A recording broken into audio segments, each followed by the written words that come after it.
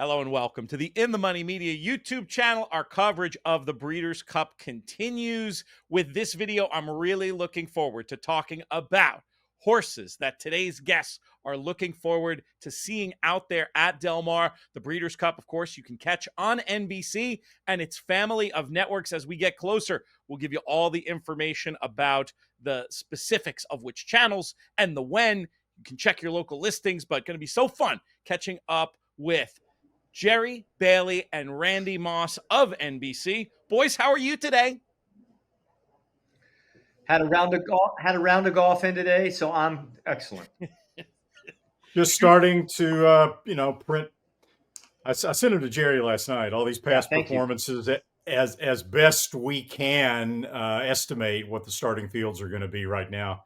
Made a few text messages, a couple of phone calls to clarify a couple things, and the process is starting, Pete. We're a few weeks out, but still, it's starting. That's why we're getting these videos up here already, trying to do this in a way that makes sense. People are going to be downloading their DRF, getting that special past performance package they have in the coming days. Soon we'll have pre-entries. But from this far out, I want to know who you are the most excited to see. Randy, why don't we start with you? Throw us out a horse and tell us why. Well, look, I know who Jerry's going to take. I would bet $10,000 on who Jerry's going to take here, but I'm going to start with the Breeders' Cup Turf. I know the Breeders' Cup Classic is the sexiest race, and it's one of the best classics we've ever seen, one of the deepest fields and all that. But if all goes well, the Breeders' Cup Turf is shaping up to be another one of those really, really extra special races. We already know about Rebel's Romance. I mean, Rebel's Romance is trying to become the first horse ever to win 3 runnings of the Breeders' Cup Turf. He would do it in a 4-year span. And his prep race here in the United States was sensational. He's a very easy horse to like because of his we've seen him now for a long time, and he's a globetrotter, and he almost always shows up. He's versatile. He can do it on the lead as he showed last time, or he can do it from a little off the pace. But a couple of horses that look like they're probably going to be lined up against Rebel's Romance make this really special. First of all, there's Minnie Hauk, the 3-year-old filly from the Coolmore barn, Aidan O'Brien, who was just pipped, as they say over there on the wire, by Daria in the Arc de Triomphe. It looked like she had it won. It was on very soft turf, which she probably doesn't prefer, and yet she still lost in a photo finish. And then there's Rebel's Romance's kind of sort of stablemate. They're both Godolphin, but they run for different trainers. Rebel Romance, of course, is Charlie Appleby. Ombudsman runs out of the barn of John Gosden. Now, he is scheduled to run in the British Champion Stakes a couple of weeks before the Breeders' Cup Turf. But Gosden has already been quoted as saying that this is the perfect horse to bring to Del Mar. He loves firm turf. He's got good tactical speed. And the 2-week turnaround shouldn't bother him as long as he comes out of the British Champions okay. So these are 3 top-notch horses. And what this reminds me of is the Breeders' Cup Turf, in which we saw Enable and Magical hook up. Enable from the Gosden barn, 4-year-old filly at the time, right? Magical, a 3-year-old filly, just like Minnie Hauk from Coolmore and Aidan O'Brien. And they hooked up and they put on a show at Churchill Downs in that year's turf. They opened up 9 lengths on the rest of the field. Enable narrowly won with a buyer speed figure of 114, one of the best Breeders' Cup turfs we've ever seen. And I think this one has the potential, at least, Pete, to match up with that one. So I'm looking forward to that a lot. It's going to be a great race in its own right. One other I'll throw out there that I'm eyeing and have been for some time for the Breeders' Cup Turf, Calandigan. We're talking about global racing operations and their silks. How about the Aga Khan silks, the green and red for this one? As a gelding, not able to compete in the Arc. So, hey, was my understanding that the plan might be to point here. They may decide to do something else, but boy, if they all get in the gate, what a race that will be. Jerry Bailey, we've had our first 3 of the top 10. Where should we go next? Do I have any time left? Sorry, Jerry. All the time in the world. We gotta go. Nice talking to you. So I always like to look forward to next year's Kentucky Derby. So I'm going to jump into the juvenile. And I'm excited to see how good Ted Noffey is. And of course, if I'm excited to see how good he is, I'm also excited to see how good Brant is. To me, it's between those two horses. I think they're 2 or 3 lengths at least better than anybody else. Napoleon Solo, who won the Champagne, he's interesting. He's certainly improved a lot. But I think it's between Ted Noffey and Brant. What's interesting is dominant as Baffert has been on the West Coast with his 2-year-olds, and in the Breeders' Cup, to some extent, is he has never won a Breeders' Cup with the Del Mar Futurity winner that didn't run in between the Del Mar Futurity and the Breeders' Cup. Brant ran the fastest number of any 2-year-old this year when he broke his maiden, but he wasn't quite as impressive when he did win the Del Mar Futurity. Ted Noffey, on the other hand, has gotten better each time, I believe. I was skeptical about if he would look as good in going 2 turns in the Futurity at Keeneland this past weekend as he was in the Hopeful at Saratoga. And I will have to say, I thought he was equally as impressive. His number was right about the same as he ran it at Saratoga, and it's good enough to challenge Brant. So I think they have pretty similar styles. So I think when the gates open, it's going to be a throwdown. Ted Noffey and Brant. And I happen to believe that Napoleon Solo might be able to beat both of them. He might. So it's going to be a fun race. I love this. We're going to end up with over 10 horses that we're talking about that we want to see. How important is it to you, Randy, as our resident speed figure guy, of the raw talent indicated by Brant on the clock, as opposed to the experience that the other horses are going to have going a mile or further, particularly Ted Noffey having gone the 2 turns? How do you factor that into analyzing the figures that these horses are running? Personally, it scares me away a little bit from Brant, the fact that the pattern is so different and he'll have only been the 7 furlongs. But I take the point about the figure. It's hard. I mean, Brant is obviously bred by Gun Runner. He's bred to get the 2 turns, so I don't think that should be an issue. What concerns me the most about Brant is the difference in the way he looked from his debut to the Del Mar Futurity win, right? Desert Gate was the best horse in the Del Mar Futurity, his stablemate, despite the fact that he came back and lost the other day, right? Now, there's 2 ways of looking at it, and I won't go on and on about this, but either, and we don't know the answer, and even Bob Baffert, I don't think, knows the answer. Either Brant reacted negatively from that 101 buyer effort in his career debut, and it knocked him out a little bit, right? In which case you might be able to view him with suspicion in the Breeders' Cup, or Brant is a better horse with a target in front of him than he was on the lead in the Del Mar Futurity, when sometimes young horses can get a little lost if they've never raced on the lead before. So it's one of the 2, I think. Jerry, I want to bring you back in. There's a couple horses that I know you want to talk about that are not running in the Classic. We're going to do a whole separate video getting into the Classic. We will name check a couple runners towards the end of this video, but wanted to give you a chance to talk about one of these others. Nysos. He goes. Which race do you want to see him in? He was pointed toward the Classic for a while, and then one physical thing after another, it seems like, has put him in the mile. He's been brilliant since he first started. I believe he was favorite, Randy, am I not wrong, for the Kentucky Derby in February of last year? Yeah. After winning the Robert B. Lewis. He's just looked so devastating when he's run. He took some time off. He showed back up in May at Churchill Downs, just got beat a neck to Mindframe. And that was an awesome race he ran. And then he came back and he won the Triple Brent. He started sprinting and he won the San Diego going long in preparation for what I think Baffert was planning on the Classic. Apparently he's had a foot bruise, which caused him to start in the Pacific Classic. I think that was the plan after the San Diego. But he is such a brilliant horse that I'm really looking forward to seeing. I think a mile hits him right between the eyes. I want to see him in the mile because there's a horse I really like in the sprint that I don't want him to have to tangle with, and he's one that I know you like too, Jerry. Yeah. Well, Ben are you Tornado. talking Ben Tornado? Yeah, that was one of my other horses I want to talk about.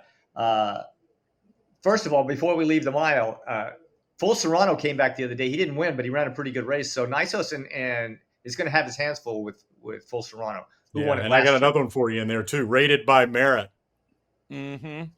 He's supposed to go in the dirt mile as well. Yeah, undefeated. Right. All right, go ahead, Jerry. Okay. Sorry to interrupt. So Ben Tornado, he gets beat by Straight No Chaser last year in the sprint. He doesn't show up again until September, and he runs an unbelievable race. I mean, he blew the doors off. I mean, talk about Buyers, 108 Buyer. I'm afraid that's a little quick, but he's capable of doing that. If you look back on his PPs, he's paired up huge races before. Jose D'Angelo has done a great job to bring him back with that race off that kind of layoff. He's going to be fun to watch. I am excited to see him to run. I'm excited to watch him run. By the way, just so everybody knows, Pete, every time a horse runs a massive Buyer speed figure, Jerry says, too fast, too fast. No, I don't say that. If it's a young horse and it's the first or second race, I hate to see it. Just like Brant. I mentioned Brant, but I don't really like him because I hate the pattern. Running that fast the first time, coming back and not come close to that, I don't like the pattern of that. To me, what's wrong with Ben Tornado's 108? He's an older horse. All right, well, you just said, okay, maybe too fast, but all right. It might be. I don't know. But you're asking me, who am I excited to see running? That's who I'm excited to see. Right. Can he match him up? This isn't the tipping video. We'll have plenty of those on the In the Money Media YouTube channel, which we encourage you to subscribe to while you're here. But we're really talking about those horses that if you put in that blue sky, if you take the optimistic view, we could see something really special. And I think this list that we've compiled so far is very much along those lines. We've got 3 more horses to talk about. Only one of them isn't the classic. This is another one for you, Jerry. You mentioned this name to me, and my first question to you was another one of these. Well, which race do you want to see her in? I'm speaking of Copian. Yeah, I think I would want to see her in the Filly Mare Sprint. I didn't like what she did when she went long. And I think she ran one of the most brilliant sprint races earlier in the season that we've seen.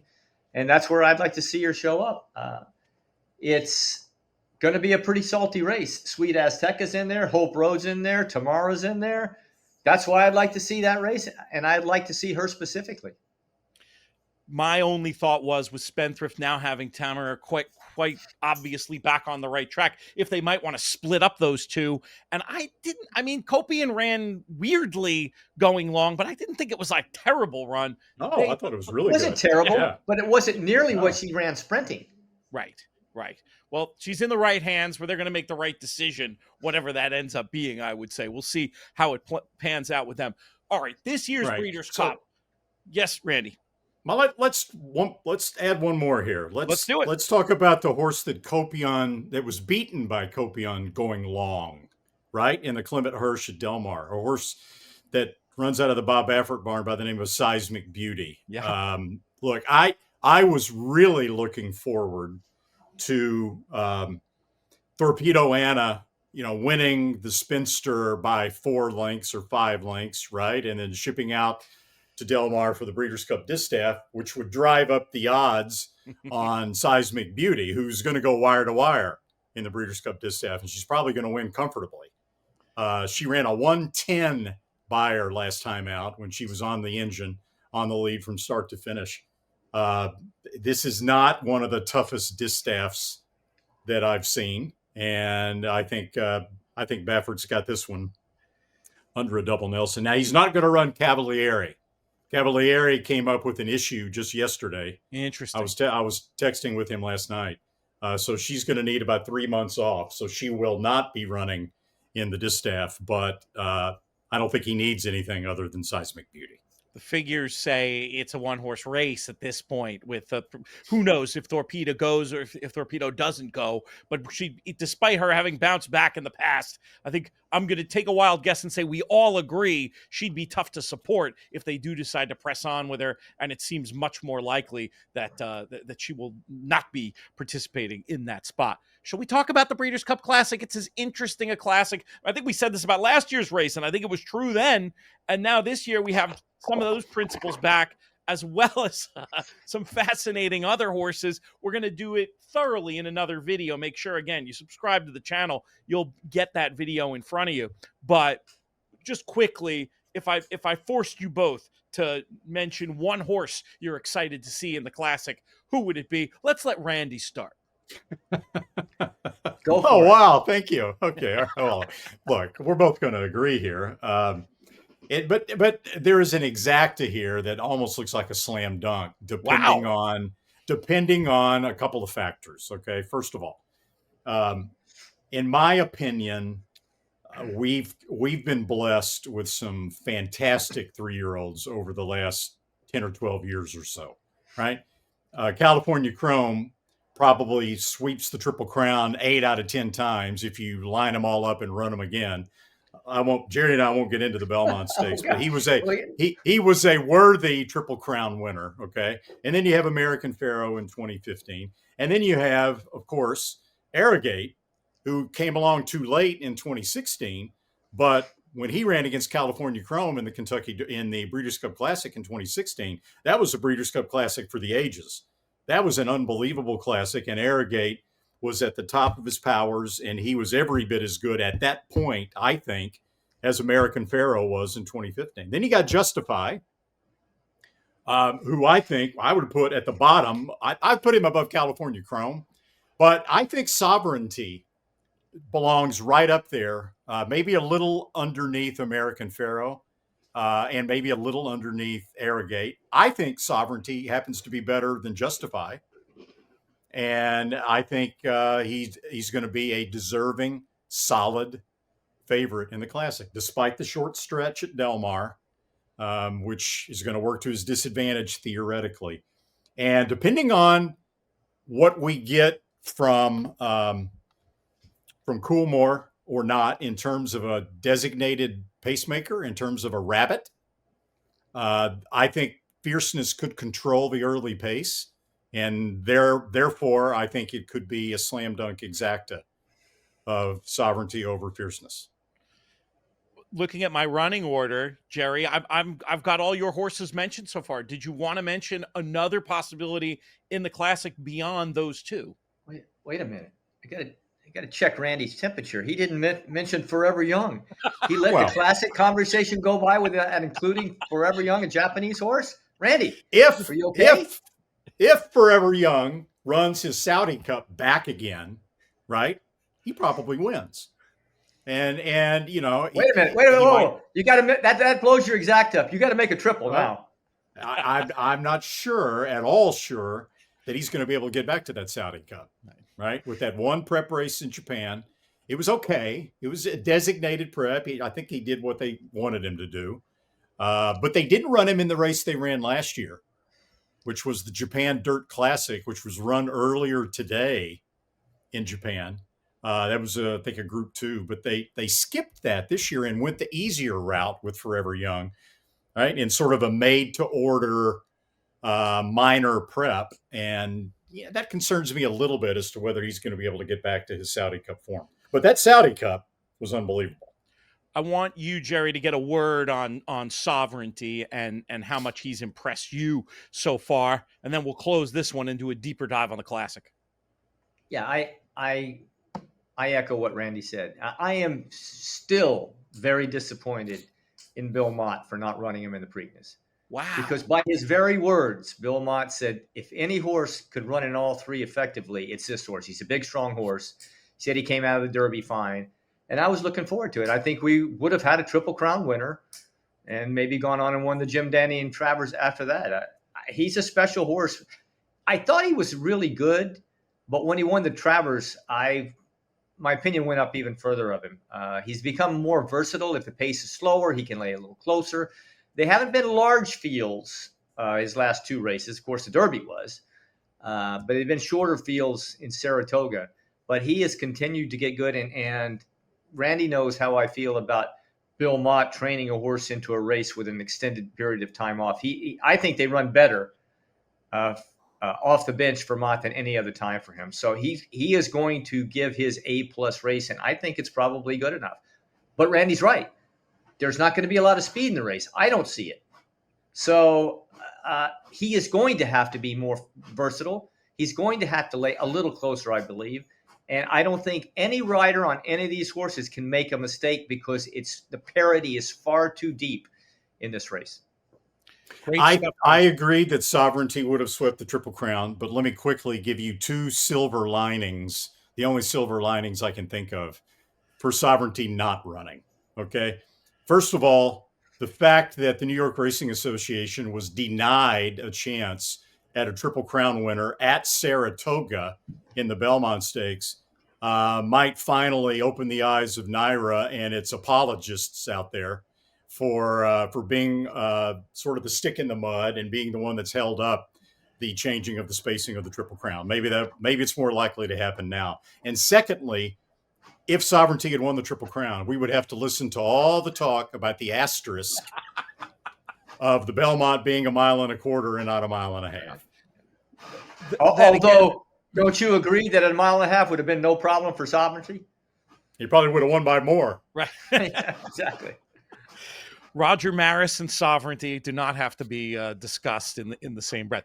Boys, really enjoyed hearing these horses you want to watch. The audience has heard what we think. We want to hear what they think. Leave us a comment. Let us know what horse you're most looking forward to seeing at this year's Breeders' Cup. Make sure you check it out on the In the Money Media YouTube channel and, of course, on NBC.